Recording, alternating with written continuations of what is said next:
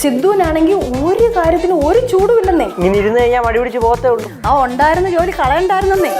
ചേച്ചി എല്ലാ കാര്യത്തിനും കിടന്ന് അലറുമെങ്കിലും അളിയൻ പറയുന്ന എല്ലാ കാര്യവും ചേച്ചി വിശ്വസിക്കും. അല്ല ലച്ചു, ഈ സിദ്ധു ഇങ്ങനെ നിന്നാൽ എങ്ങനെയാ ശരിയാവുന്നേ? ജോലിക്കൊന്നും പോകുന്നില്ലേ?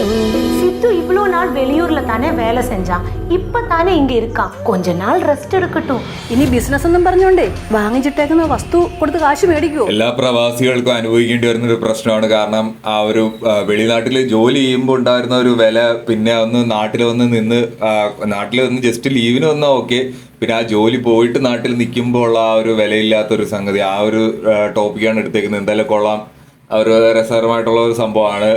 ലച്ചു ഇല്ലാത്തതിൻ്റെ ഒരു പ്രശ്നമുണ്ട്. ലച്ചുവിന് ഫോൺ കോൾ വഴി അങ്ങോട്ട് കോണ്ടാക്ട് ചെയ്യുന്നേ ഉള്ളൂ.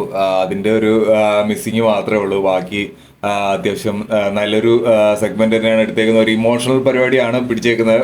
കോമഡിക്ക് ഉപരി ഒരു ഇമോഷണൽ സെഗ്മെന്റിൽ പോകുന്ന രീതിയിലായിരിക്കും എപ്പിസോഡ് പോവുക. സിദ്ധുവിൻ്റെ കുറച്ച് പ്രശ്നങ്ങളും കാര്യങ്ങളും ഇനി സിദ്ധുവിനെ പറഞ്ഞു വിടരുത് എന്നുള്ള ഒരു ആഗ്രഹം മാത്രമേ നമുക്കുള്ളൂ. കാരണം കുറെ നാളുകൾക്ക് ശേഷമാണ് നമുക്ക് സിദ്ധുവിനെ കിട്ടിയത്. 5 വർഷത്തോളം അല്ലേ സിദ്ധു ഗൾഫിലായിരുന്നു എന്നുള്ളതാണ് കഥയിലുള്ളത്. അപ്പം ഇനിയും സിദ്ധു ഇനിയെങ്കിലും നാട്ടിൽ നിന്നോട്ടെ. നമ്മളിപ്പോൾ കുറച്ചായിട്ട് സിദ്ധുവിൻ്റെ എപ്പിസോഡുകളൊക്കെ കണ്ട് നല്ല രസകരമായിട്ട് പോകും.